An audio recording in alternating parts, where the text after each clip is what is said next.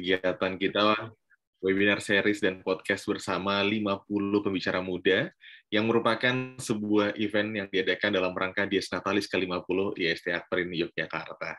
Akan kita mulai ya Bapak Ibu pada pagi hari ini. Tentunya selamat datang sekali lagi untuk Bapak-Bapak, Ibu-Ibu yang sudah hadir pada kegiatan kita pada pagi hari ini, yang sudah bergabung melalui Zoom meeting ya. Semoga meskipun kita bertemu melalui Zoom meeting, namun semangat dan juga rasa ingin mencari ilmu, update ilmu lagi selalu ada di benak kita semuanya. Amin. Nah, untuk kegiatan kita pada kali ini bertujuan untuk membagikan ilmu, wawasan, dan pengalaman para ahli di bidangnya secara gratis, di mana IST Akperin dengan usia emasnya ini berhasil mencetak generasi unggul di bidang sains dan teknologi dengan reputasi internasional. Dan IST Akperin terus berkomitmen untuk berkontribusi nyata bagi perkembangan ilmu pengetahuan, teknologi, sosial, dan budaya untuk khalayak luas dengan tridharma yang menjadi tugas dan kewajiban para dosennya. Dan webinar volume 6 kali ini mengangkat tema sistem monitoring dan terintegrasi. Ini bersama Bapak R. Agus Dodi Dwi Sagita, STCIAP. Di mana Bapak Dodi ini adalah alumni IST Akperin, jurusan Teknik Elektro 1996. Dan beliau saat ini menjabat sebagai seorang Vice President SBU Energy and Industry di PT Biro Klasifikasi Indonesia Persero. Dan dengan kegiatan kita kali ini, Bapak-Bapak, Ibu-Ibu akan mendapatkan dan mengetahui update mengenai regulasi terbaru, mengetahui sektor apa saja yang diwajibkan untuk mengimplementasikan regulasi tersebut, dan pengetahuan tentang teknologi sistem monitoring kualitas air limbah secara online dan terintegrasi. Baik, langsung saja kita akan sapa pembicara kita pada pagi hari ini. Selamat pagi, Pak Dodi. Selamat pagi, Mas Arya. Luar biasa sekali, Pak Dodi. Kabar baik ya, Pak? Kita sapa kembali kabarnya. Alhamdulillah, baik. Alhamdulillah. Ini Pak Dodi lagi sibuk apa nih, Pak, minggu ini? Ini udah akhir minggu seperti ini. Ya, biasalah Mas Arya kalau di BUMN ya. Apalagi ini udah Ya. masuk semester pertama. Kalau ditanya kesibukan ya pasti sibuk melaksanakan RKAP yang sudah ditentukan ya untuk mencapai target tahun ini.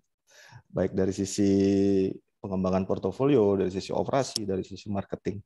Ya, seperti itu. Kalau di BUMN memang dinamikanya tahun dan mungkin nanti akhir tahun akan ada kesibukan lagi yang berbeda. Nah, ini kan Pak Dodi kayaknya minggu lalu sempat ke Jogja nih, Pak ya? Iya, alhamdulillah saya sempat ke Jogja dan sempat bertemu dengan Pak Rektor. Jadi sempat silaturahmi. Alhamdulillah beliau ada waktu untuk kita ngobrol-ngobrol waktu itu di kampus. Waduh, udah sempat ke Akperin lagi. Ini kira-kira kesannya gimana sih Pak kemarin waktu main ke Akperin lagi nih? Kan udah lulus tahun 96 nih Bapak. Ya, jadi apa ya? Banyak memori yang kembali terulang ya. Kemudian saya lihat sudah banyak sekali kemajuan di Akperin. Ya saya turut bangga lah dengan apa inovasi-inovasi kemudian improvement yang dilakukan oleh pihak kampus. Itu sih Mas. Oke, luar biasa. Ini pasti kalau kuliahnya di Jogja punya banyak kenangan, entah nanti di sudut-sudut Akperin atau di sudut-sudut Jogja juga. Terutama kantinnya ya, kantinnya Akperin. Gimana Pak? Terutama kantinnya Akperin. Oh, terutama kantinnya Akperin. Ya, ini ya. Tapi mungkin karena pandemi kemarin sempat ada yang tutup juga ya, Bapak ya. Dan ada yang sedikit berubah juga. Nah, ini pada kesempatan kali ini nanti Pak Dodi juga akan sharing seputar tugas Bapak di BKI yang ternyata BKI ini merupakan satu-satunya badan klasifikasi nasional ini yang ditugaskan oleh dengan keputusan Menteri Perhubungan Laut nomor 1/17/2 tanggal 26 September ini tentang peraturan pelaksanaan kewajiban kapal-kapal berbendera Indonesia untuk memiliki sertifikasi klasifikasi kapal ya Bapak ya. Nah, ini kegiatan klasifikasi itu sendiri seperti apa saja, lalu bagaimana implementasinya dan apa saja tujuannya. Nah, tapi ngomong-ngomong soal BKI ini Pak, ini awal bisa berkarir di BKI gimana sih Pak waktu itu? Ya, sebenarnya awal karir di BKI saya setelah lulus dari Akprin kebetulan ada kenalan di BKI yang kebetulan BKI lagi dapat suatu proyek di kilang LNG Bontang di PT Badak, dan waktu itu butuh inspektor yang mempunyai background teknik elektro. Jadi saya coba mengajukan aplikasi, kemudian melalui tahap tes dan dinyatakan lulus, dan saya langsung bergabung di situ. Kemudian pertama masuk saya langsung di dalam tanda kutip langsung dibuang ke Bontang selama 3 bulan di situ untuk melakukan pekerjaan inspeksi. Gitu, Mas. Oh, wow. Ini berawal dari Bontang dulu ya, Pak ya. Dari Betul. Jogja, terus ditempatkan di Bontang, sampai akhirnya sekarang di tahun 2022 sudah menjadi luar biasa sekali. Nanti kita akan ngobrol-ngobrol lagi ini bersama Pak Dodi seperti apa saja kegiatannya. Namun nih Pak Dodi, untuk kegiatan di BKI sendiri, kira-kira mahasiswa dari jurusan apa saja sih Pak yang sebenarnya bisa masuk untuk berkarir di BKI, dan mungkin apa saja divisi yang bisa ditempati oleh teman-teman mahasiswa gitu Pak? Ya, karena memang awal mula BKI didirikan tanggal 1 Juli 1964. Jadi karena core bisnisnya di kapal, memang mostly sebagian besar SDM yang ada di BKI ini adalah background-nya teknik perkapalan, Mas. Teknik perkapalan, namun sejalan dengan perkembangan bisnis, kita melakukan yang namanya diversifikasi usaha, ada pengembangan portofolio, sehingga sekarang jadi beragam. Nah, jadi background pendidikan tidak lagi mostly di teknik perkapalan, tapi kami ada teknik elektro, ada teknik mesin, ada teknik industri, ada teknik lingkungan, ada teknik kimia. Jadi saat ini kalau kita bicara di BKI, background pendidikan daripada SDM-nya atau resource-nya itu sudah sangat beragam. Itu, Mas. Oke, baik Pak. Jadi beragam ya Pak, tidak hanya teknik perkapalan, namun juga teman-teman lingkungan, elektro, ataupun juga teknik-teknik yang berkaitan pun juga bisa nantinya. Kalau penasaran, mungkin nanti bisa update informasinya di website BKI juga ya Pak ya? Ya, silakan. Mungkin teman-teman Akprin atau mungkin Bapak Ibu yang punya rekomendasi untuk merekomendasikan koleganya untuk berkarir di BKI pun juga bisa. Baik, selanjutnya bersama kita akan mendapatkan materi dan sharing ilmu dari Pak Dwi Sagita. Monggo Bapak bisa untuk menyiapkan materinya. Ya, saya izin share screen ya. Baik, dan selanjutnya kami persilahkan Pak Dwi Sagita untuk menyampaikan materinya. Monggo Bapak. Baik, terima kasih.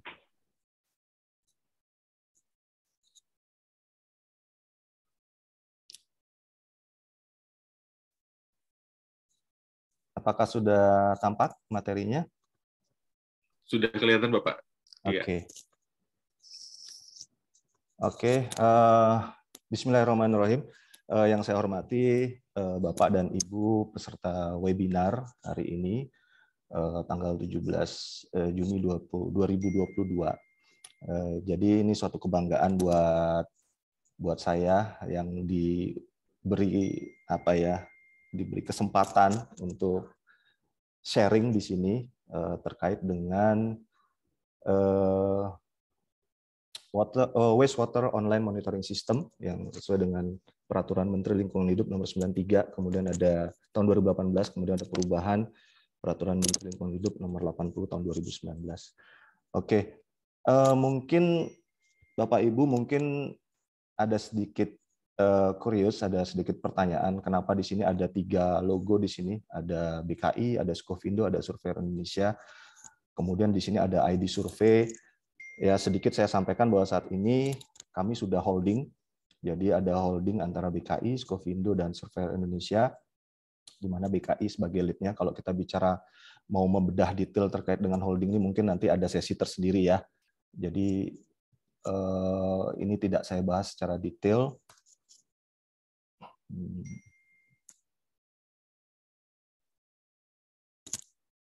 Sebentar, materi saya bergerak nggak ya, Mas? Masih di slide pertama, Bapak, yang judul. Sebentar. Ini kenapa saya nggak bisa ini ya?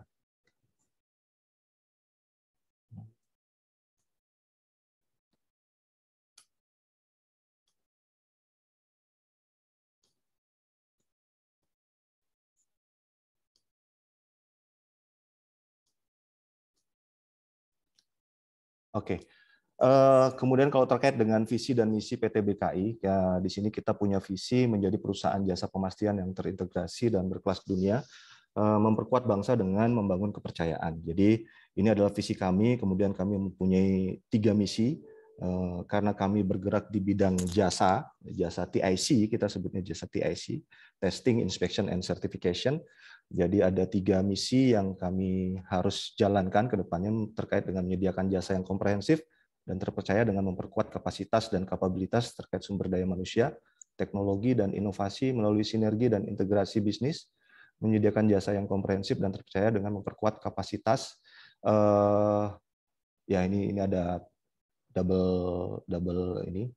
Kemudian yang kedua, memberikan nilai tambah kepada pemangku kepentingan melalui standarisasi mutu, peningkatan efisiensi, keselamatan, dan keamanan. Dan yang ketiga, ini membangun jaringan dan memperkuat reputasi di Asia Pasifik. Jadi sebagai informasi bahwa kami mempunyai kantor perwakilan di seluruh Indonesia dan 1 ada di Singapura.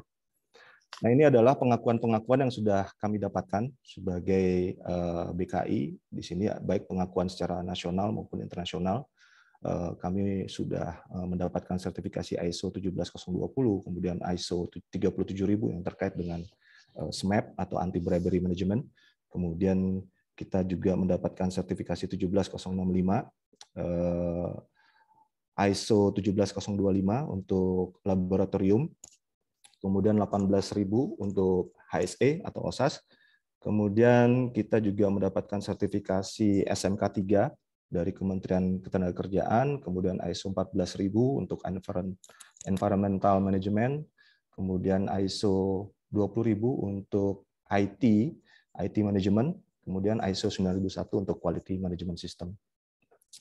Nah, tadi Mas Harya juga sudah sampaikan bahwa memang awalnya core bisnis kita adalah di klasifikasi. Jadi di BKI ada dua core bisnis, ada 2 bisnis. Yang pertama adalah di Direktorat Klasifikasi, kemudian ada juga yang kami sebut dengan Direktorat Komersial. Nah, untuk saya sendiri, saya ada di Direktorat Komersial, tepatnya di SBU Energi dan Industri. Jadi kalau kita bicara klasifikasi itu memang murni lebih kepada pemastian terhadap kelayakan kapal. Sedangkan untuk di komersial ini bisnisnya lebih beragam. Jadi ada banyak services yang kami lakukan, termasuk kita memiliki yang namanya BKI Academy. Kemudian kita juga ada BKI Telematika. Ini adalah salah satu digital solution bisnis yang kita tawarkan. Nah, terkait dengan SBU Energi dan Industri yang saya bawahi, yang saya pimpin, di sini ada 7 layanan bisnis yang kami bisa berikan. Yang pertama terkait dengan kegiatan mapping survei, kemudian ada inspection, assessment, dan audit, kemudian ada testing dan analisis, ada monitoring dan supervision, konsultansi, certification, dan training, juga labor supply. Jadi untuk di sektor energi dan industri kita lebih banyak menjalankan bisnis seperti di sektor oil and gas, kemudian di sektor geothermal, di sektor petrochemical, dan sektor-sektor industri lainnya.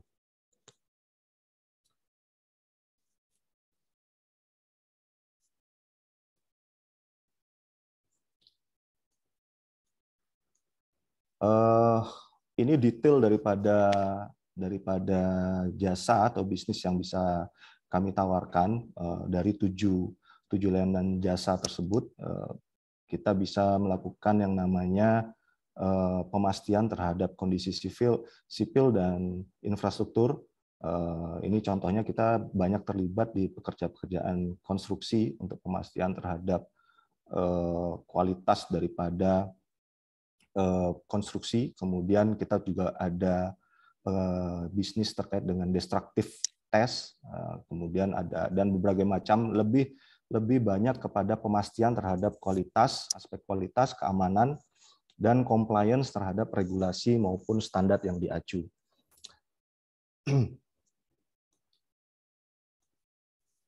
Oke, ini sedikit profil dari saya. Nama saya R. Agus Dodi Dwi Sagita. Saya lebih dikenal atau biasa dipanggil Dodi. Jabatan saya adalah VP SBU Energi dan Industri di PT Biro Klasifikasi Indonesia Persero. Saya lahir di Denpasar, tepatnya 3 Desember 1977. Agama saya Islam, kebangsaan Indonesia. Kemudian ini sedikit histori mengenai pendidikan saya. Saya SD di Denpasar, tepatnya di SD Negeri 10 Denpasar. Kemudian SMP saya selesaikan di Denpasar juga, di SMP Negeri 7 Denpasar. Kemudian SMA saya juga di Denpasar, di SMA Negeri 2 Denpasar. Dan setelah tamat SMA, saya melanjutkan kuliah di Jogja, di Institut Sains dan Teknologi Akprin Yogyakarta, mengambil background teknik elektro. Status saya adalah menikah dengan 3 orang anak. Ini sedikit mengenai informasi pendidikan dan kompetensi yang saya miliki. Ketika awal saya masuk BKI, saya langsung disekolahkan selama 35 hari untuk mengambil yang namanya kualifikasi welding inspector. Kemudian di tahun 2004 saya ditugaskan untuk mengambil spesialis AK3 listrik yang saya peroleh dari Kementerian Ketenagakerjaan. Kemudian 2005 saya disekolahkan lagi untuk mengambil kualifikasi Risk Based Inspection atau RBI yang dilaksanakan oleh Tiscuk dan Direktorat Jenderal Migas. 2005 saya diminta lagi untuk sekolah lagi untuk mengikuti training NFPA atau National Fire Protection Association, ya, khususnya di NFPA 13, 20, 25, 30, dan 326. 2006 saya disekolahkan lagi untuk mengambil kualifikasi Gas Safety Inspector Qualification yang dilaksanakan oleh Direktorat Jenderal Oil and Gas. Kemudian 2006 kembali saya disekolahkan lagi untuk mengambil kualifikasi bejana tekan atau Pressure Vessel Inspector. 2007 kemudian kembali saya menjalani kursus atau training terkait dengan Petroleum Refining Fundamentals, Significance Product Fuel Testing and Blending yang dilaksanakan oleh Karsurin dan Labtech Singapura. 2008 saya mengambil kualifikasi tangki penimbun storage tank yang dilaksanakan oleh Direktorat Jenderal Oil and Gas. 2008 kembali saya mengikuti training sebagai Performing Authority untuk Safety System of Work SSOW yang dilaksanakan oleh BP West Java. 2011 saya mengambil kualifikasi sebagai spesialis untuk pelaksanaan pemeriksaan generator dan penguatan level 2 yang dilaksanakan oleh Hakit. Kemudian 2011 saya mengambil level 2 kembali, tapi ini lebih kepada untuk spesialis untuk genset. 2011 juga saya mengambil spesialis untuk inspektor listrik yang dilaksanakan oleh Institut Teknologi Bandung bekerjasama dengan Direktorat Jenderal Migas. 2017 saya mengambil lebih kepada mengambil training-training terkait dengan manajemen. Saya mengikuti training Project Management Body of Knowledge. Kemudian 2020 mengikuti training People Productivity Improvement. 2021 Effective Project Management. 2022 tahun ini saya mengikuti training ISO 31000 terkait dengan International Risk Management Standard untuk risk management. Kemudian di 2022 juga saya mengikuti training terkait dengan ISO 14064 dan ISO 17065 serta ISO 17029. Ini lebih kepada training untuk GRK atau gas rumah kaca.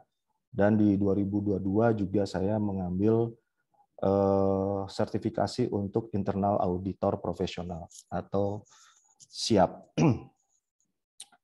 Sedikit saya tampilkan terkait dengan jalannya karir saya selama di BKI. Jadi saya bergabung di BKI dari tahun 2003. Awal saya masuk di BKI, saya menjabat sebagai seorang asisten inspektor.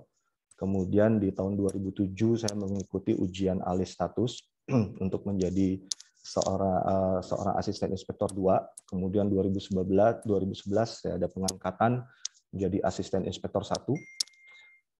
Kemudian di tahun 2014, tepatnya di tanggal 28 Februari 2014, saya dipercaya menjadi Business Development Manager namun ini hanya berjalan sekitar 1 bulan, karena setelah 1 bulan saya diangkat menjadi Senior Manager Business Development and Marketing, kurang lebih selama 2 tahun. Setelah 2 tahun sebagai Senior Manager Business Development and Marketing, saya dipercaya, diberikan amanah untuk menjadi Vice President of SBU Industri. Itu berjalan sekitar kurang lebih hampir 2 tahun, yaitu dari 12 Februari 2016 sampai Desember tanggal 28 2017. Kemudian saya di tahun 2017 sampai dengan sekarang diberikan amanah sebagai Vice President untuk SBU Energi dan Industri. Jadi sebelumnya dari 2016 sampai 2017 sebagai VP SBU Industri, kemudian lingkup portofolionya ditambah menjadi VP SBU Energi dan Industri. Jadi saya sangat bersyukur bekerja di BKI ini karena mungkin kalau tadi Bapak dan Ibu melihat kok sekolah terus ya, hampir tiap tahun sekolah terus. Ya karena memang di BKI itu yang dijual adalah sumber daya manusianya. Jadi kompetensi dan kualifikasi orang atau SDM sangat menjadi concern di kami. Karena itu adalah ujung tombak kami dalam menjalankan bisnis kami. Oke, itu sedikit pembukaan dari saya terkait dengan BKI dan terkait dengan profil daripada diri saya. Oke, sesuai dengan materi yang atau judul yang diberikan kepada saya untuk disampaikan dalam webinar ini, kita bicara mengenai Green Ecosystem Monitoring System. Jadi seperti kita tahu bahwa isu lingkungan saat ini mungkin sudah sangat sangat banyak menjadi pembicaraan karena tingkat polusi baik di udara maupun di air ini kita melihat bahwa sudah cukup mengkhawatirkan kalau tidak ada program untuk perlindungan terhadap lingkungan. Yang kita khawatirkan adalah dampaknya terhadap generasi kita ke depannya. Sebenarnya menurut Undang-Undang Nomor 32 Tahun 2009 terkait dengan perlindungan dan pengelolaan lingkungan hidup, jadi di sini setiap orang yang melakukan usaha atau kegiatan berkewajiban memberikan informasi yang terkait dengan perlindungan dan pengelolaan lingkungan hidup secara benar, akurat, terbuka, dan tepat waktu, serta mentaati ketentuan mengenai baku mutu lingkungan hidup dan baku kerusakan lingkungan hidup. Dari undang-undang ini ada 2 sebenarnya yang menjadi concern, yaitu terkait dengan pencemaran lingkungan di udara dan pencemaran lingkungan di air. Kebetulan di tahun ini kita mendapatkan amanah yang menurut saya cukup menantang, seperti yang Bapak dan Ibu ketahui bahwa sekarang ada yang namanya program dekarbonisasi. Jadi ternyata sesuai dengan Paris Agreement, kita sudah meratifikasi Paris Agreement bahwa karbon itu bisa diperjualbelikan nantinya. Jadi bisa dibawa ke bursa. Nah, salah satunya kami diberikan tugas oleh Kementerian BUMN untuk melakukan kegiatan terkait dengan kajian dan implementasi dekarbonisasi. Tapi itu nanti mungkin kita bahas kalau ada kesempatan di webinar yang lain. Yang kita akan bahas sekarang di sini adalah terkait dengan sparring. Jadi kalau tadi dekarbonisasi itu lebih kepada udara, kalau sparring ini lebih kepada kualitas air limbah. Jadi kalau sparring ini sistem pemantauan kualitas air limbah secara terus-menerus dan dalam jaringan adalah suatu metode untuk mempelajari tren, pola siklus air limbah, di mana dengan data-data yang diperoleh secara online dan real time dapat dilakukan suatu langkah yang lebih terukur untuk mengatasi berbagai permasalahan pada pola pengelolaan air limbah industri yang akan dilepas ke dalam media air dari suatu usaha atau suatu kegiatan. Jadi sekarang itu kan apa-apa semuanya adalah berbasis kepada data. Jadi kalau kita tidak mempunyai data, akan kesulitan kita untuk menentukan langkah-langkah ke depannya atau strategi-strategi yang harus dilakukan kalau kita tidak punya basis data. Dari itu, dengan adanya sistem sparring ini diharapkan data itu termonitor, terdokumentasi dengan baik, sehingga kedepannya bisa dilakukan analisa terhadap data-data yang ada. Jadi wastewater online monitoring system ini adalah sesuai dengan Peraturan Menteri Lingkungan Hidup nomor 93, di mana ada perubahan menjadi Peraturan nomor 80 tahun 2019. Ini adalah dasar hukumnya. Dasar hukumnya seperti tadi di awal slide saya sudah sampaikan. Pertama adalah Undang-Undang nomor 32 tahun 2009 tentang perlindungan dan pengelolaan lingkungan hidup. Kemudian ada Peraturan Pemerintah nomor 82 tahun 2001 tentang pengelolaan kualitas air dan pengendalian pencemaran air. Ada Peraturan Presiden nomor 16 tahun 2016 tentang Kementerian Lingkungan Hidup dan Kehutanan. Ada Peraturan Menteri Lingkungan Hidup dan Kehutanan nomor 18 tahun 2015 tentang organisasi dan tata kerja Kementerian Lingkungan Hidup dan Kehutanan. Ini adalah dasar hukumnya terkait dengan wastewater online monitoring system. Nah, ini adalah saya coba buat metriknya, metrik terkait dengan perubahan dari Permen Lingkungan Hidup nomor 93 tahun 2018 menjadi Peraturan Menteri Lingkungan Hidup nomor P80 garing Men LHK garing Setjen garing Kum .1 garing 10 tahun 2019. Jadi ada beberapa perubahan, detailnya adalah seperti ini, di mana ada perubahan di pasal 2 yang sebelumnya di Permen 93 itu di ayat 2 menyatakan bahwa usaha dan atau kegiatan yang diwajibkan memasang dan mengoperasikan sparing yaitu rayon, pulp and paper, kemudian petrokimia hulu, oleokimia dasar, minyak sawit, industri, kilang minyak, eksplorasi dan produksi migas, pertambangan emas dan tembaga, kemudian pertambangan batu bara, tekstil dengan debit di atas sama dengan 1.000 meter kubik per hari, pertambangan nikel, pupuk, dan kawasan industri. Kemudian di Permen LHK nomor P80 itu ada perubahan di ayat 2 untuk industri atau kegiatan yang diwajibkan memasang dan mengoperasikan sparing, yaitu sekarang pupuk tidak lagi diwajibkan. Kemudian industri pulp and paper dijadikan satu menjadi pulp dan atau kertas. Kemudian kilang minyak diubah menjadi pengolahan minyak bumi. Jadi ini adalah perubahan yang ada di Permen LHK nomor P80. Kemudian selain itu ada juga perubahan di pasal 5 di ayat 1 huruf C yang belum spesifik menyebutkan ketentuan terkait dengan spesifikasi teknis alat sparing. Jadi di peraturan menteri sebelumnya, di peraturan menteri LHK 93, untuk spesifikasi itu belum ditentukan dan didetailkan di peraturan menteri LHK nomor P80, terutama terkait dengan range pengukuran dan akurasi.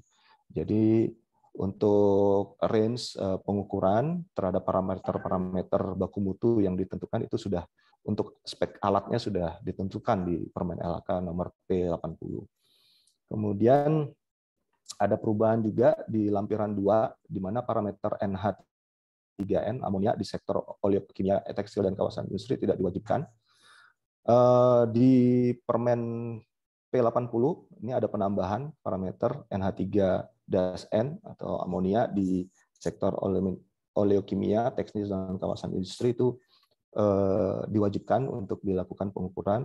Kemudian parameter TSS di sektor industri pengolahan minyak bumi dan EP migas.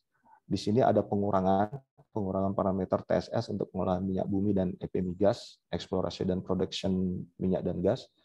Kemudian di peraturan yang lama itu diberlakukan untuk semua air limbah sektor EP migas baik di daratan onshore maupun di lepas pantai atau offshore.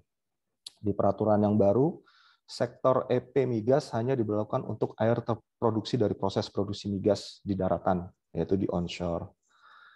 Nah, kemudian ada perubahan juga di lampiran 3 dari Permen 93 terkait dengan range. Jadi range-nya ini ada perubahan yang bisa dilihat di sini seperti COD range yang awalnya range pengukuran 0,1 sampai 5.000 mg per liter. Di peraturan yang baru COD itu atau chemical oxygen demand-nya itu menjadi 10 sampai 1.400 mg per liter. Dan ada beberapa perubahan yang bisa dilihat di sini. Nanti bisa dipelajari lebih detail di Peraturan Menteri LHK nomor P80 tahun 2019.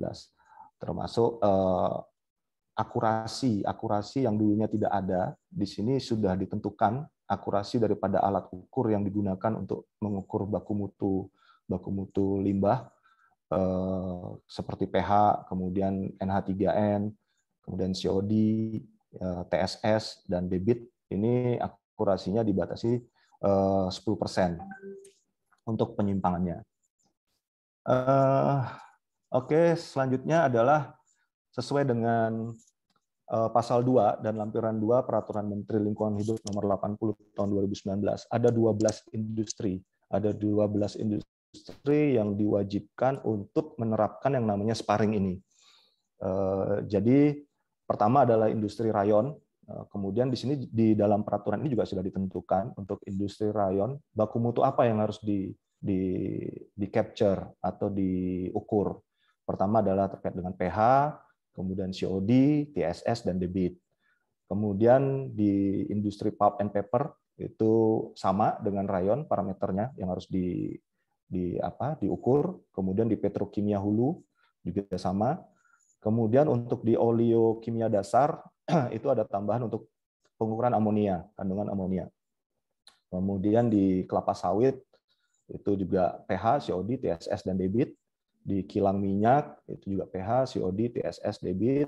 Di eksplorasi migas, di EP, eksplorasi dan produksi migas, itu dilakukan pengukuran pH, COD, amonia, dan debit. Di sini ada keterangannya dilakukan untuk air terproduksi dari proses migas di onshore. Kemudian untuk industri berikutnya yang diwajibkan untuk dipasang sistem sparring ini adalah di industri tambang emas dan tembaga. Itu parameter yang diwajibkan untuk diukur oleh sensor di sparring adalah pH, kemudian TSS dan debit. Di tambang batu bara juga sama, parameter pH, TSS, dan debit. Kemudian di tekstil, industri tekstil itu parameter pH, COD, TSS, amonia, dan debit. Di tambang nikel itu ada pH, TSS, debit. Kawasan industri yang diukur parameternya adalah pH, COD, TSS, NH3, dan debit. Nah, ini adalah industri-industri yang sudah diwajibkan sesuai dengan Peraturan Menteri Lingkungan Hidup nomor 80 tahun 2019 yang wajib menerapkan sparring dengan parameter-parameter pengukuran yang sudah ditentukan. Maaf. Kemudian slide berikutnya, apa sih dasar pertimbangan penyusunan Peraturan Menteri LHK nomor 93 tahun 2018 ini? Ada dua pertimbangan, ada dua konsiderasi sebenarnya, yaitu terkait dengan pertimbangan filosofis dan pertimbangan teknis. Nah, kalau kita bicara filosofinya, yaitu di situ ada pasal 68 di dalam Undang-Undang nomor 32 tahun 2009, yaitu tentang perlindungan dan pengelolaan lingkungan hidup. Jadi amanah undang-undang itu adalah setiap orang yang melakukan usaha dan atau kegiatan wajib memberikan informasi terkait dengan perlindungan dan pengelolaan lingkungan hidup secara benar, akurat, dan terbuka. Kemudian mentaati ketentuan baku lingkungan bahwa untuk memperoleh informasi yang terkait dengan perlindungan dan pengelolaan lingkungan hidup secara benar, akurat, dan terbuka, perlu dilakukan pemantauan kualitas air limbah secara terus-menerus dalam jaringan. Nah, kalau kita bicara technical consideration-nya atau pertimbangan teknisnya, ini ada 3 aspek di sini. Yang pertama adalah kita tahu bahwa industri di Indonesia kita ini negara industri ya, banyak sekali industri-industri yang beroperasi. Kalau dibandingkan dengan jumlah tenaga pengawas atau PPLH, ada keterbatasan dari jumlah. Kalau harus memonitor atau mengawasi seluruh industri, saya rasa tidak akan cukup, sehingga tidak sebanding antara pengawas dan industri yang diawasi. Kemudian adanya industri yang menghasilkan beban pencemar relatif besar, atau debit atau volume dan konsentrasi yang cukup tinggi. Kemudian ada industri yang memiliki potensi dampak lingkungan yang relatif besar. Di Permen Lingkungan Hidup nomor 93 tahun 2018 ini ada, kalau bisa saya saya summary, jadi ada 3 concern di sini. Pertama adalah tentang pemantauan kualitas air limbah secara terus-menerus dan dalam jaringan bagi usaha atau kegiatan. Kemudian dalam peraturan ini juga sudah ditentukan, yang tadi saya sampaikan di slide sebelumnya, bahwa usaha atau kegiatan yang termasuk dalam sudah ditentukan usaha-usaha yang wajib memiliki sistem pemantauan kualitas air limbah yang bersifat online. Ada 12 sektor industri tadi yang saya sampaikan, termasuk parameter-parameter ukurnya. Kemudian definisi sparring di sini, sistem pemantauan secara otomatis, terus-menerus dan dalam jaringan yang dipergunakan untuk memantau, mencatat, dan melaporkan kegiatan pengukuran kadar suatu parameter dan atau debit pembuangan air limbah ke media air. Ini pemantauan online, jadi ada alat pemantauan air limbah terus-menerus dan dalam jaringan adalah alat yang dipergunakan untuk mengukur kadar atau parameter kualitas air limbah dan debit air limbah melalui pengukuran dan pelaporan secara otomatis, terus-menerus, dan terhubung dalam jaringan. Jadi dengan sparring ini diharapkan data yang dihasilkan adalah real time, karena ada persyaratan bahwa data yang terkirim ke pusat data KLHK itu maksimal adalah 1 kali dalam 1 jam. Kemudian parameter yang masuk ke dalam permen LH ini adalah debit, pH, TSS, COD, dan amonia atau NH3N. Sistem pemantauan online itu rangkaian instrumennya secara umum, rangkaian instrumennya itu terdiri dari dedicated sensor parameter. Jadi ada beberapa sensor yang harus dilengkapi dalam sistem pemantauan online ini, yaitu sensor terkait dengan pH, kemudian terkait dengan COD, kemudian TSS, dan amonia. Kemudian kedua ada IoT controller, karena ini berbasis online, jadi ada IoT controller yang berfungsi sebagai pengirim data dari alat menuju ke server tertentu, serta sebagai data logger atau penyimpanan data. Jadi semua data-data terkait pengukuran, pemantauan kualitas baku mutu lingkungan di air limbah, itu semua harus terdokumentasi dengan baik, yang seperti saya sampaikan tadi di awal bahwa data-data itu nantinya akan digunakan sebagai dasar untuk menentukan langkah-langkah apa yang harus diambil bila ada anomali atau ketidaksesuaian. Kemudian solar cell, karena sistem sparring ini rata-rata ditempatkan di titik-titik penaatan yang mungkin jauh dari sumber listrik. Jadi di sini digunakan solar cell sebagai sumber energi jika sistem pemantauan ditempatkan pada area-area yang remote. Secara umum seperti ini rangkaiannya. Jadi ada sensor, kemudian ada connection box atau junction box yang kemudian ada transmitter. Transmitter ini yang nanti akan mengirim data ke server. Ini ada sensor-sensornya, itu ada pH sensor, COD sensor, TSS sensor, dan amonia sensor. Jadi sensor ini yang dipasang itu nanti disesuaikan dengan industrinya. Jadi masing-masing industri ada persyaratan yang berbeda-beda, sensor apa saja yang harus dipasang pada sesuai dengan industri-industrinya. Berikutnya, ini adalah contoh-contoh ya Pak, Bapak dan Ibu. Jadi contoh-contoh terkait dengan spek sensor-sensor. Jadi tidak harus menggunakan ini. Ini kebetulan yang BKI pakai dalam beberapa proyek. Jadi ini contoh untuk pH sensor, kemudian ini contoh untuk TSS sensor. Di sini juga sudah diterangkan terkait dengan akurasinya, kemudian terkait dengan measuring range-nya. Nah, ini nanti ini harus dipastikan Bapak dan Ibu terkait dengan measuring range, misalnya harus di compare dengan peraturan yang berlaku. Jangan sampai nanti kita miss di sini. Kemudian terkait dengan akurasinya pun juga harus kita pastikan bahwa alat yang kita pakai range dan akurasinya harus sudah sesuai dengan regulasi. Kemudian ini contoh amonia sensor, kemudian ini contoh untuk COD sensor, Ini untuk flow meter, untuk debit ya. Ada beberapa macam flow meter yang bisa digunakan, tipe-tipenya ada yang open channel, ada yang clamp on, ada yang magnetic. Ini contoh possible layout-nya, jadi yang terkait dengan yang produk yang kita punya, yang biasa kita pasang di beberapa project. Ini possible layout-nya sampai dengan 8 sensor yang bisa dipasang. Jadi dari sensor nanti ada connection modul, ada junction box, kemudian secara wireless data itu nanti dikirim ke transmitter, untuk transmitter mengirim ke data server atau ke pusat data. Ini architectural drawing-nya, topologi komunikasinya. Jadi terkait dengan transmisi data sparring yang dikirimkan ke servernya KLHK. Kemudian ini tipikal instalasi sensornya. Jadi ada beberapa tipikal instalasi. Di sini ada 3 yang common yang biasa kita aplikasikan. Itu ada yang berupa direct immerse, kemudian ada bypass probe holder, dan ada buffer basin.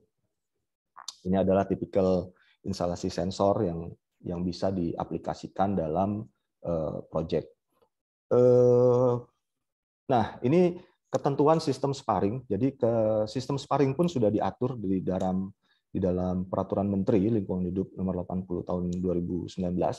Yang pertama adalah pada pasal 5 ayat 1. Di sini pemasangan alat sparring harus memenuhi ketentuan.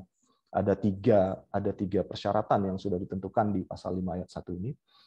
Yang pertama adalah dipasang pada lokasi yang ditetapkan sebagai titik penaatan. Jadi kalau kita bicara titik penaatan itu berarti sudah ada di izin lingkungan atau di dokumen RKL, RPL atau di dokumen AMDAL, di mana-mana saja sih yang titik-titik yang disetujui dan harus dipasang sistem monitoring ini. Kemudian digunakan untuk memantau parameter kualitas air limbah yang tercantum sesuai dalam lampiran 2.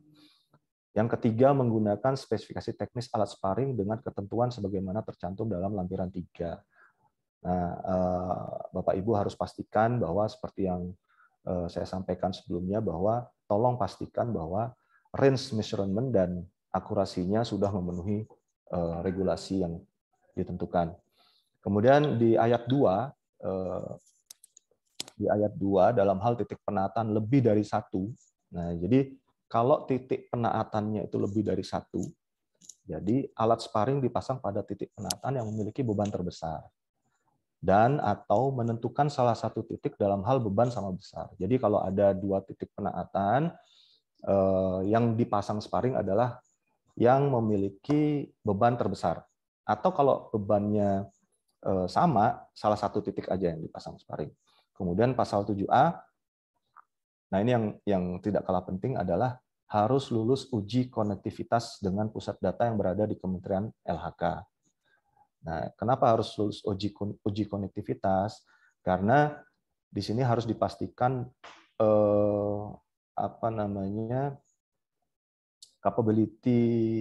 capability daripada alat yang kita gunakan itu mampu terintegrasi dengan baik dengan sistem yang dimiliki di Kementerian LHK. Karena kita bicara data real time, diharapkan jangan sampai ada masalah delay data, kemudian ada kesalahan data seperti itu. Jadi ini harus dipastikan melalui uji konektivitas. Di pasal 10 Permen LH nomor 93 tahun 2018 di ayat 1, jadi di situ disebutkan wajib melakukan pemantauan kualitas air limbah secara manual terhadap parameter yang tidak dilakukan pemantauan kualitas air limbah secara terus-menerus. Jadi parameter-parameter yang tidak diwajibkan untuk diukur melalui metode sparring itu harus dilakukan pengukuran secara manual. Kemudian titik penaatan yang tidak terpasang alat sparring. Jadi untuk titik-titik penaatan yang tidak terpasang alat sparringnya, jadi pemantauan kualitas air limbahnya itu juga tetap harus dilakukan ya Bapak dan Ibu dengan metode manual. Kemudian parameter yang diwajibkan dalam pemantauan kualitas air limbah terus-menerus jika alat sparring mengalami kerusakan dan tidak dapat digunakan paling sedikit 1 bulan dan paling lama 3 bulan. Kemudian di pasal 10 ayat 2 disebutkan di situ bahwa pemantauan kualitas air limbah secara manual dilakukan 1 bulan sekali. Di ayat 3 disebutkan apabila sparring mengalami kerusakan, maka pemantauan kualitas air limbah secara manual dilakukan 1 minggu sekali. Oleh karena itu, setiap industri patut mempertimbangkan sisi kualitas dan lifetime sistem sparring. Nah, terkait dengan ayat 3 ini kita sebagai industri harus memastikan performance, kemudian kalibrasi, kemudian fungsi daripada alat sparring yang kita pasang.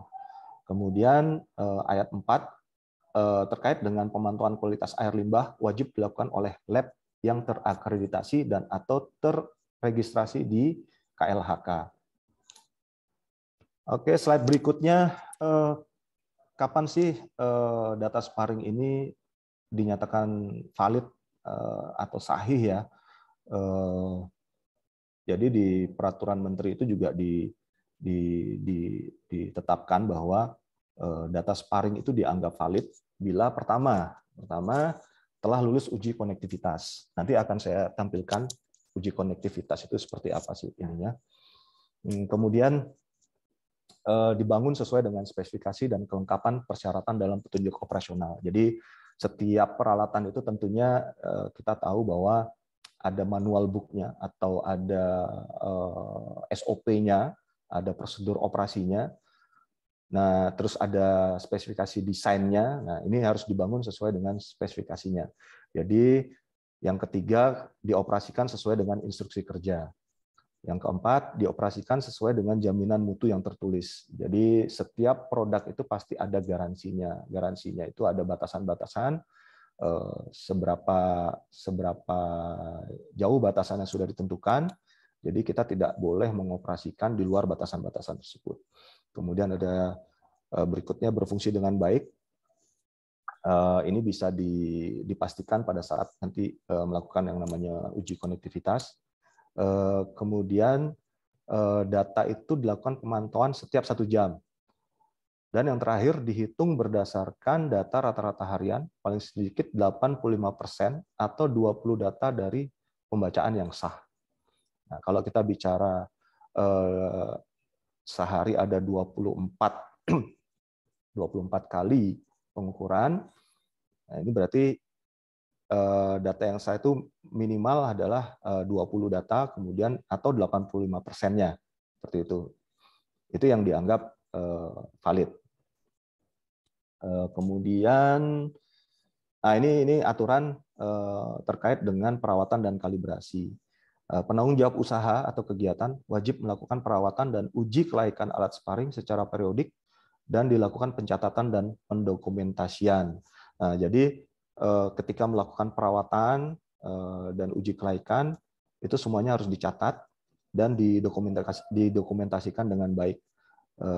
Seperti yang saya sampaikan tadi bahwa data itu cukup penting ya. Jadi karena dengan data kita bisa melakukan namanya traceability, kemudian kita bisa melihat historical. Nah, itu dengan data. Kalau nggak ada data ya kita akan sulit untuk melakukan tracing ataupun mengetahui historical dari objek yang dilakukan perawatan atau uji kelaikan. Kemudian masih di pasal 9, kalibrasi alat sparring dilakukan setiap bulan sekali atau disesuaikan dengan persyaratan yang terdapat dalam manual serta dinyatakan telah memenuhi persyaratan. Kemudian di pasal 11 dan 12 terkait dengan pelaporan. Nah, ini wajib melakukan perhitungan beban pencemaran dari hasil pemantauan terus-menerus dan manual. Kemudian pelaporan parameter yang dipantau terus-menerus meliputi angka kualitas air limbah dan beban pencemaran setiap 1 kali per jam. Kemudian pelaporan wajib disampaikan kepada Menteri, Gubernur, Bupati, atau Wali Kota melalui Pusat Data KLHK. Rekapitulasi laporan dilaporkan setiap 1 bulan sekali melalui sistem pelaporan dalam jaringan. Kemudian laporan pemantauan kualitas air limbah secara manual dilakukan berdasarkan persyaratan dalam izin lingkungan dan izin pembuangan limbah. Nah, ini tetap referensinya adalah ke pelaksanaan atau implementasinya tetap mengacu kepada izin lingkungan dan izin pembuangan limbah yang sudah ditetapkan. Slide berikutnya adalah terkait dengan waktu pelaksanaan sparring. Yang ini sudah ditentukan di dalam pasal 14 dan 15. Jadi penanggung jawab usaha dan atau kegiatan wajib memasang sparring paling lama 2 tahun setelah peraturan menteri ini ditetapkan. Jadi peraturan menteri ini ditetapkan di Agustus 2018. Kalau kita hitung 2 tahun harusnya di 2020, Bu. Bapak dan Ibu ya, di 2020. Cuman memang pada saat itu karena terkait dengan pandemik, banyak industri-industri yang mengalami penurunan kinerja, kemudian kondisi juga masih COVID waktu itu masih sangat tinggi di tahun 2020. Jadi belum banyak industri yang bisa mengimplementasikan aturan ini. Kemudian pada saat permen ini berlaku, gubernur dan bupati atau wali kota wajib menyiapkan pusat data pemantauan air limbah secara terus-menerus yang terdiri dari desktop PC atau peralatan yang setara mampu mengolah dan menyimpan data. Kemudian menyiapkan jaringan internet dan menyiapkan sumber daya manusia yang kompeten. Jadi ini apa yang sudah diamanatkan di pasal 14 dan 15 terkait dengan waktu pelaksanaan sparring. Pertanyaannya adalah apakah sparring ini juga diimplementasikan di luar negeri? Ya, jadi di luar negeri di sini saya ambil contoh kebetulan saya ambil contoh di Vietnam. Jadi pencemaran lingkungan selalu menjadi tantangan besar di banyak negara di dunia. Karena kalau kita bicara negara industri, saingan kita saat ini yang cukup kuat adalah di Vietnam ya. Banyak industri-industri yang dulunya dibangun di Indonesia, banyak beberapa industri juga kita dengar banyak yang pindah ke Vietnam. Jadi Vietnam sekarang industrinya juga sudah mulai banyak. Jadi pencemaran lingkungannya juga otomatis pencemaran lingkungannya juga menjadi concern di kawasan industri. Kemudian kondisi tersebut menimbulkan masalah penting yang perlu dikelola dan dipantau secara terus-menerus kualitas air limbah sebelum dikembalikan ke lingkungan, memastikan standar pembuangan sesuai mengikuti regulasi Vietnam. Di Vietnam, standar kualitas air limbah yang diperbolehkan untuk dikembalikan ke lingkungan telah ditentukan. Jadi sudah ada standar sama kayak di kita, sudah ada baku mutunya. Kemudian di sini ada permasalahan, tetapi setelah serangkaian pembuangan yang tidak memenuhi syarat, pemerintah Vietnam mengeluarkan peraturan yang mewajibkan perusahaan untuk membuang air limbah ke lingkungan untuk melengkapi sistem pemantauan otomatis kualitas air limbah. Jadi yang dulunya metodenya masih manual, sekarang di Vietnam sudah menerapkan yang namanya pemantauan otomatis kualitas air limbah. Nah, saat ini parameter kualitas air limbah belum diperbarui secara konstan pada badan pengelola di tingkat provinsi dan nasional. Hal ini mempersulit pemantauan, inspeksi, pemeriksaan, dan pemantauan kualitas air limbah. Biasanya pihak pengelola provinsi hanya melakukan pemantauan setiap triwulan, tahunan, atau ketika ada pengaduan tentang lingkungan masyarakat. Ini legal system di Vietnam, jadi ada Undang-Undang Perlindungan Lingkungan tahun 2020. Nah, ini ada beberapa kriteria, ada tiga kriteria yang ditentukan dalam Undang-Undang Perlindungan Lingkungan itu adalah terkait dengan scale, capacity, dan type of production, business or services. Kemudian kedua, the area of land use, of land with water surface and or of sea area, the scale of exploitation of natural resources, and yang ketiga adalah sensitive environmental factors. Nah, Vietnam sendiri sudah punya industri-industri wajib terkait dengan wastewater quality standard. Jadi di sini industri ethanol fuel production, kemudian textile dyeing industrial wastewater, kemudian paper and pulp industrial wastewater, kemudian ada industri seafood processing industrial wastewater, natural rubber processing industrial wastewater, steel processing industrial wastewater, medical wastewater, petrol warehouse and stores wastewater, kemudian ada offshore oil and gas work. Jadi ada 9 industri yang sudah diatur dalam regulasi di negara Vietnam. Nah, ini saya ambil dari permen LHK ini sedikit gambaran terkait dengan diagram atau alur atau gambaran terkait dengan sparring. Kemudian ini ilustrasi pemasangan RTU-nya atau remote terminal unit-nya. Di sini ada solar cell, ada transmitter, ada probe yang dipasang. Seperti ini, jadi ada solar cell, kemudian handle LCD sensor, ada baterai aki, ada kabel data sensor, ada multi probe sensor, kemudian ada smart data logger. Data logger ini untuk menyimpan data-data hasil pengukuran. Oke, kemudian, nah ini yang tadi saya sampaikan, uji konektivitas. Di sini ada surat keterangan lulus uji konektivitas. Jadi kalau kita dalam hal ini BKI ingin ditunjuk sebagai lembaga penginstall atau pemasang daripada sistem sparring ini, kami harus mengajukan permohonan untuk dilakukan uji konektivitas. Jadi dalam uji konektivitas ini peralatan kami diuji untuk diintegrasikan dengan sistem di KLHK. Di sini kami diwajibkan untuk men-state brand dan tipe dari peralatan yang kita gunakan. Di sini di nomor 16 ada PT Biro Klasifikasi Indonesia. Di sini ada kontak personnya, kemudian keterangan parameter daripada sensor-sensor yang kita bisa provide, termasuk spek dan brandnya. Nah, ini kita sebutkan di dalam surat keterangan lulus uji konektivitas. Nah, ini yang tadi saya sampaikan terkait dengan technical specification. Jadi ada yang diatur di dalam peraturan adalah terkait dengan akurasi dan range pengukuran alat yang digunakan. Nah, di sini ada rating pengukuran kayak pH. pH itu range-nya 0 sampai 14, kemudian amonia range-nya 0 sampai 50 mg per liter, COD 10 sampai 1400 mg per liter, TSS 0 sampai 2000 mg per liter. Kemudian debit rentang pengukuran disesuaikan dengan debit air limbah yang dikeluarkan. Sedangkan untuk akurasi sendiri ini ada parameternya. Untuk pH itu akurasi pengukurannya ada 0,1,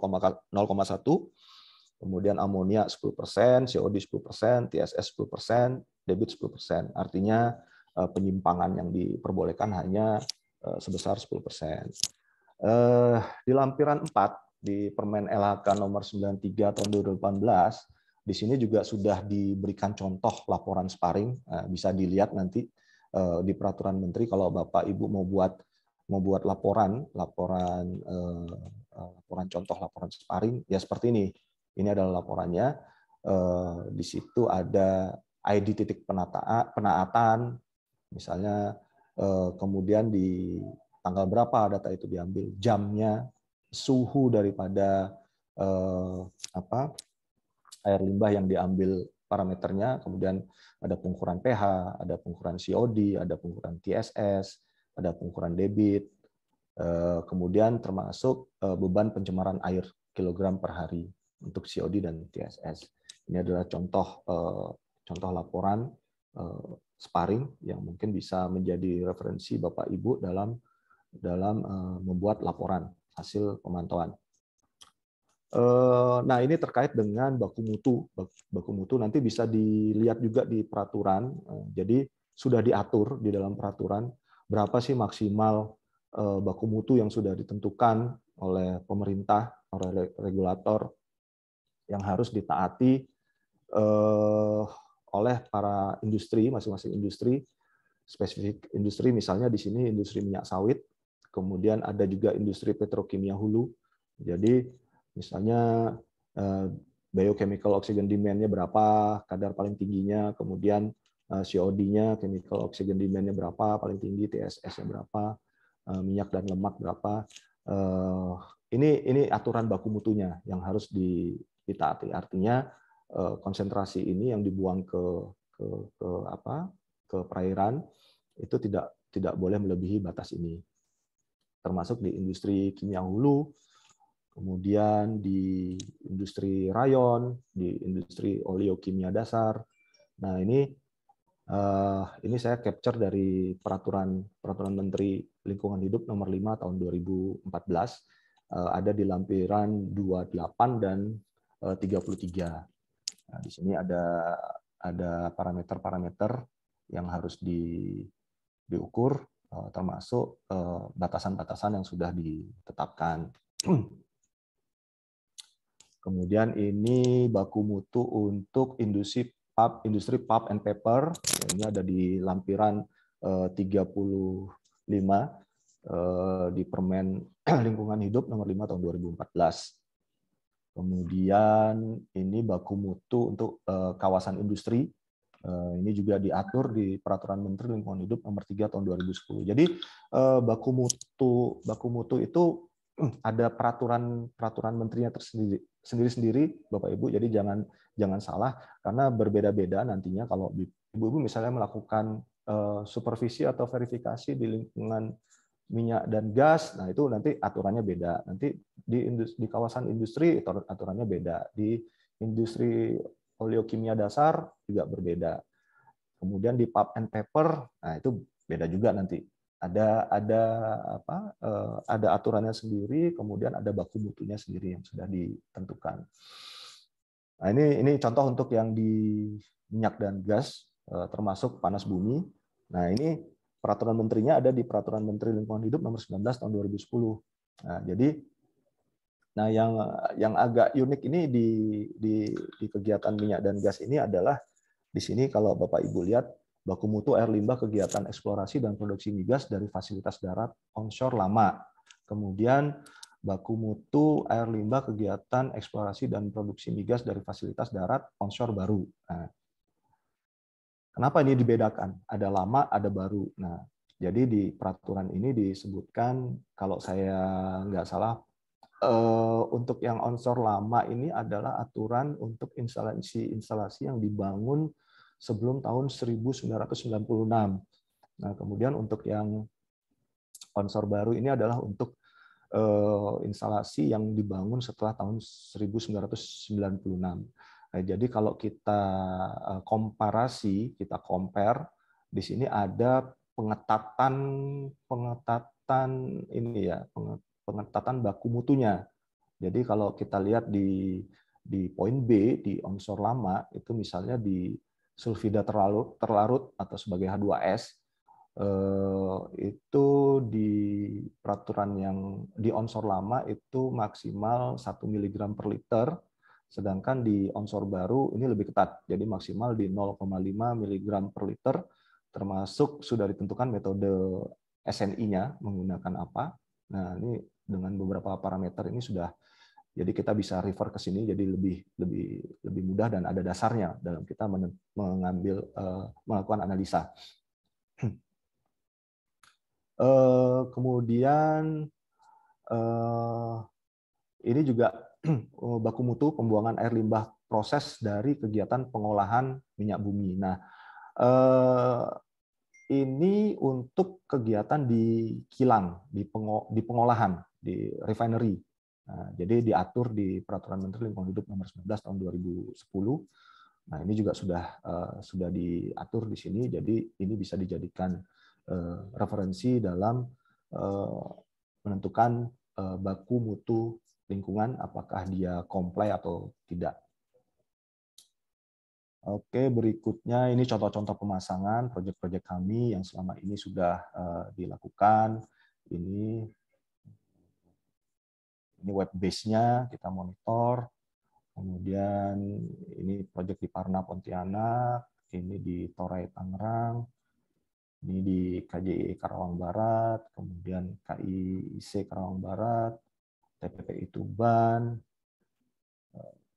Suntek Bandung, KIW Semarang, IPAL Sewon. Oke, saya rasa kita sudah sampai di ini, dan mohon maaf saya lewat 5 menit nih. Jadi mungkin itu yang bisa saya sharing di sini. terkait dengan wastewater online monitoring. Jadi mudah-mudahan apa yang saya sampaikan ini bermanfaat dan bisa berguna ke depannya buat Bapak dan Ibu sekalian. Demikian dari saya. Berikutnya saya kembalikan ke moderator, Mas Arya. Terima kasih. Baik, terima kasih banyak Pak Dodi Dwi Sagita. Luar biasa sekali materinya ya tentang wastewater online monitoring system. Tadi banyak sekali penjelasan baik seputar peraturan, bahkan tadi juga ada beberapa kasus, bahkan pengalaman Pak Dodi sebelumnya yang memang cukup banyak mengenai di BKI ini sendiri. Tadi bahkan sempat dijelasin juga ya, wah kenapa nih kok belajar terus? Ya karena memang di BKI ini fokusnya pada sumber daya manusianya juga. Baik, kita akan ke sesi tanya-jawab Bapak Ibu pada pagi hari ini. Silakan bagi Bapak Ibu yang ingin bertanya, bisa menuliskan pertanyaan di question box pada aplikasi Zoom Bapak Ibu semuanya. Dan ini sudah ada yang masuk ya. Ini yang pertama ada pertanyaan dari Sita Monalisa untuk Pak Dodi. Ya, ini izin bertanya ini dari Sita Monalisa Pak Dodi. Ini bertanya, apakah BKI yang akan menyediakan alat sparring dan berapa biayanya? Oh, ini bertanya seputar alat ini Bapak. Apakah BKI ini akan menyediakan alat terkait sparring dan jikapun berkaitan biaya, berapa biaya untuk alat tersebut? Mungkin bisa langsung ditangkap, Pak Dodi. Baik, Mas Arya, terima kasih pertanyaannya. Jadi pertanyaannya betul. Jadi BKI yang akan memasang, karena BKI sudah lulus uji konektivitas dari Kementerian Lingkungan Hidup. Jadi BKI sudah mempunyai capability untuk melakukan pemasangan sistem sparring ini. Jadi ada 2 skema yang bisa kita tawarkan. Pertama adalah skema putus, atau ada skema sewa seperti itu. Nanti yang kita jual adalah utilisasi datanya, itu yang kita jual. Tapi ada juga yang beli putus, artinya kita sediakan perangkatnya, kita pasang dengan nilai berapa, nah itu udah selesai, nanti operate by industri yang menggunakan. Kalau terkait dengan harga, mungkin ini udah masuk ke aspek komersial, jadi itu konfidensial. Nanti bisa Mbak siapa tadi? Mbak Mona Lisa ya, Mbak. Kita Mona Lisa, ya Pak. Mbak Mona Lisa bisa langsung hubungi kami. Nanti kami bisa sampaikan penawaran, termasuk yang mempengaruhi harga itu sebenarnya adalah berapa parameter yang dibutuhkan, kemudian berapa titik penaatan yang akan dilakukan monitoring, kemudian termasuk lokasi daripada industri tersebut. Misalnya kalau di Jakarta, misalnya kalau karena dekat dengan kantor kami, mungkin biaya mobilisasinya tidak akan semahal kalau misalnya kami harus memasang peralatan kami di area Kalimantan. Mungkin begitu jawaban dari kami, Mas Arya. Baik, terima kasih Pak Dodi. Ini semoga menjawab pertanyaan dari Ibu Sita Mona Lisa, ya, Ibu. Semoga menjawab ya. Nah, selanjutnya sebelum kita bacakan pertanyaan berikutnya, ini ada pengumuman juga untuk Bapak Ibu. Silahkan Bapak Ibu yang berkenan, ini bisa mengupload ataupun juga mengabadikan kegiatan kita pada webinar kali ini melalui Instagram dan juga di tag kepada akprin.official, di mana nanti bagi akan mendapatkan hadiah berupa e-money 100.000 untuk 1 orang pemenang saja, dan nanti akan diumumkan pada pukul 8 malam nanti malamnya ya. Oke, kita akan ke pertanyaan berikutnya. Ini ditanyakan oleh Bapak Zazin S dari BS Runi ya. Ini ada sebuah kasus ini Pak Dodi, di mana ternyata di daerahnya Pak Zazin ini ada sebuah pabrik yang memiliki limbah B3. Pernah suatu saat limbah B3 tersebut dibuatkan kubangan besar untuk membuang limbah tersebut. Itu benar masih di kawasan pabrik, namun ketika musim penghujan, ternyata limbah tersebut meresap hingga ke sumur warga. Nah, sehingga kemudian terjadi komplain warga seperti itu, dan ternyata dari komplain tersebut, warga menuntut untuk kubangan tersebut ditutup. Nah, lalu dari hal tersebut, apakah itu bisa untuk menyelesaikan masalah? Karena ternyata butuh sekitar 3 musim penghujan untuk limbah tersebut tidak lagi meresap lagi ke sumur warga. Tapi apakah itu suatu saat tidak akan muncul lagi? Nah, kira-kira jika ada kasus seperti itu, mungkin apakah ada solusi terbaik gitu Pak, dari misalnya dari PKI terhadap pabrik tersebut atau mengenai limbah dari yang dihasilkan oleh pabrik tersebut? Bagaimana nih Pak Dodi?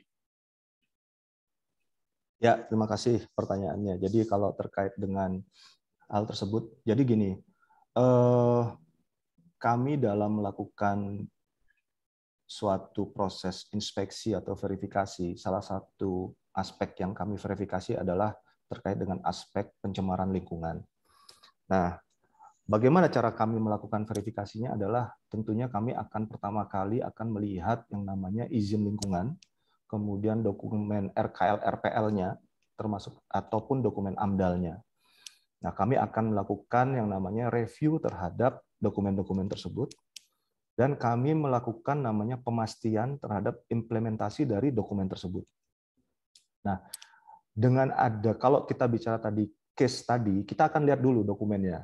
Dokumennya apakah metode pengelolaan limbah yang dilakukan oleh industri itu sudah sesuai dengan dokumennya, dokumen yang disetujui.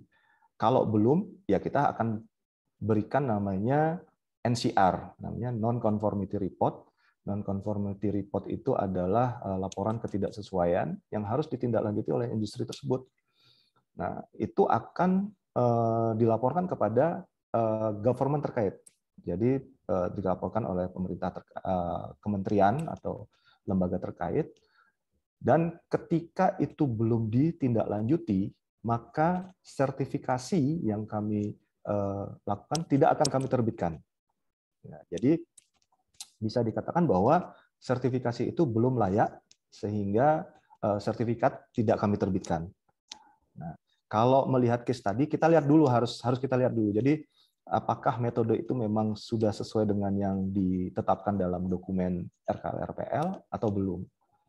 Atau malah metode itu belum tercover di dalam dokumen RKL RPL. Nah, itu harus butuh verifikasi dulu, Mas Arya. Begitu, Mas.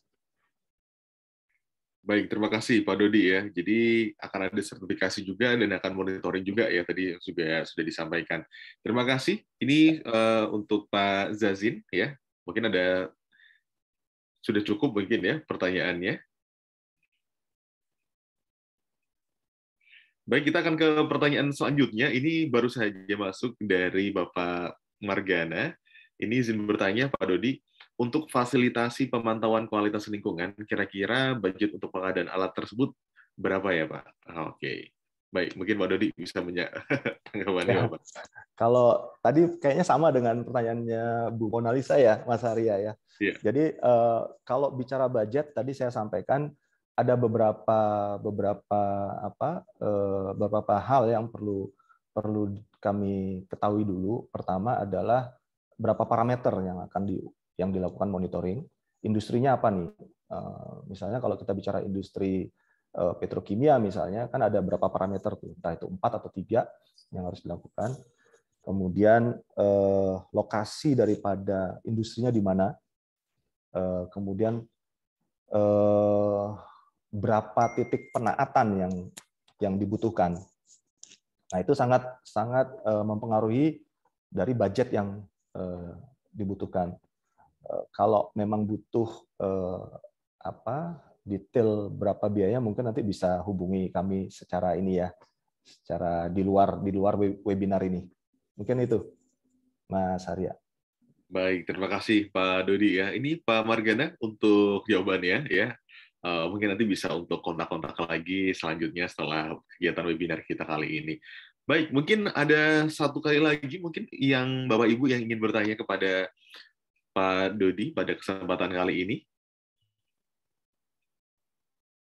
Bagi Bapak Ibu peserta yang ingin bertanya mungkin terkait bagaimana BKI ke depannya, atau mungkin ada hal-hal yang ingin diceritakan terkait yang ada kaitannya dengan BKI mungkin?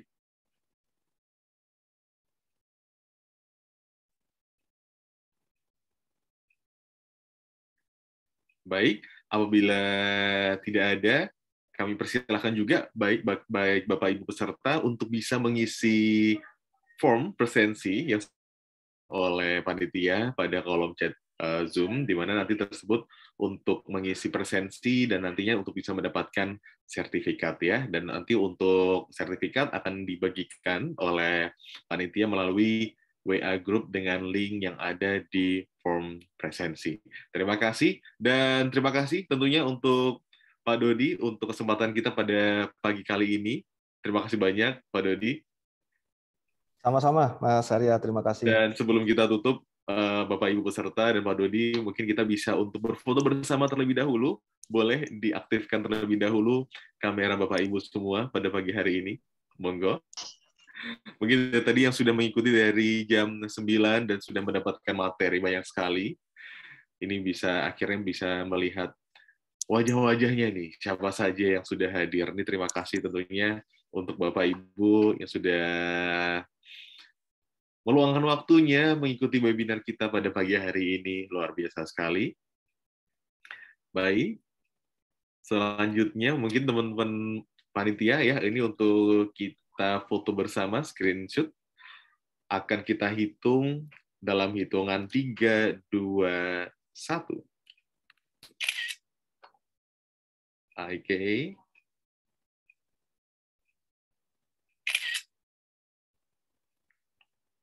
Berhubung pesertanya cukup banyak sekali, ini Pak Dodi mohon untuk ditunggu sebentar ya. Baik, Mas. Ini screenshot-nya juga cukup lumayan. Oke. Sekali lagi Bapak Ibu, boleh tangan jempolnya atau mungkin khas BKI. Wah, gimana nih? Kalau khas BKI begini. Oh, khas BKI begini, Pak ya. Ya. Seperti huruf centang. Mungkin kalau Ya. pekerjaannya apa? Asesor-asesor itu Ya, menyentang-centang pemastian. gitu, Pak ya. Betul. Memastikan. Compliance. Compliance. Baik. Baik, 1, 2, 3. Oke. Sekali lagi, 1, 2, 3.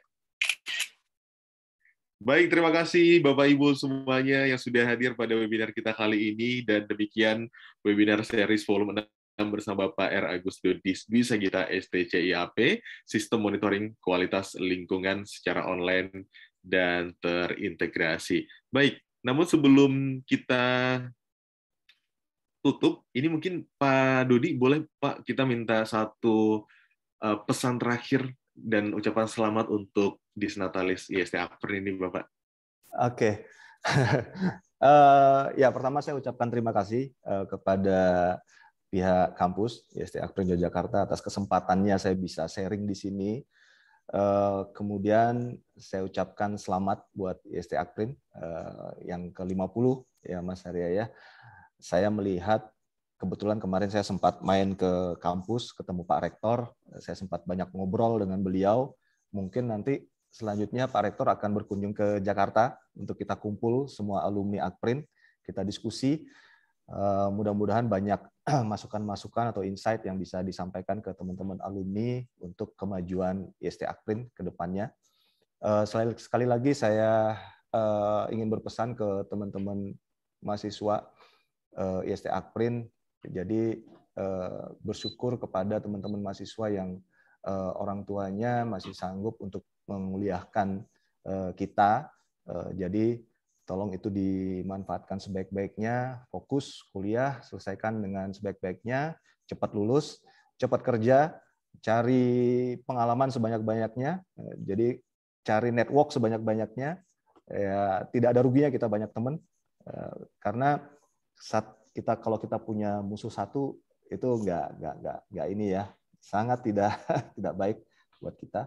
Jadi harapan saya yaitu tadi, terus berjuang, tetap semangat walaupun di masa pandemik ini kita harus menjalankan kegiatan dengan online, ya tidak mengurangi semangat kita untuk tetap belajar.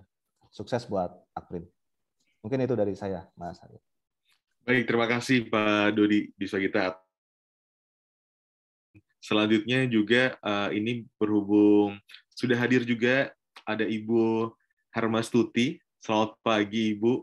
Mungkin bisa untuk memberikan kesan pesannya pada kegiatan kita pagi hari ini dengan hormat sekali untuk mewakili IST Akprin. Monggo Ibu, boleh?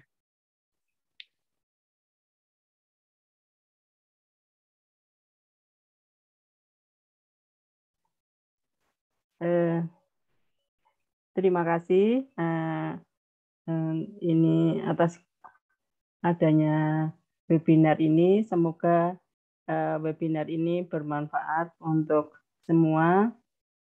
Ini tadi yang berkaitan dengan lingkungan. Jadi semoga ke depan IST Akprin lebih jaya dan lebih sukses dan dikenal oleh masyarakat. Demikian, terima kasih. Baik, terima kasih Ibu Harmastuti atas ucapannya pada pagi hari ini. Dan baik, Bapak Ibu, demikian untuk kegiatan kita pada pagi hari ini, webinar series volume 6 bersama Bapak R. Agus Dodi Biswagita STCIAP. Terima kasih tentunya sekali lagi kami ucapkan kepada pembicara kita. Terima kasih untuk Bapak Ibu dan rekan-rekan yang sudah mengikuti kegiatan kita pada kesempatan kali ini. Terus sekali lagi ya, terima kasih Pak Dodi yang sudah berkenan juga untuk memberikan banyak sekali ilmu, sharing, dan tentunya ilmu yang sangat bermanfaat untuk kita semua. Saya Hari Arifki pamit undur diri. Mohon maaf apabila ada salah kata dan perbuatan. Salam tumbuh dan berinovasi, dan sampai jumpa. Terima kasih, Bapak Ibu. Terima kasih. Terima kasih. Terima kasih, Bapak Ibu.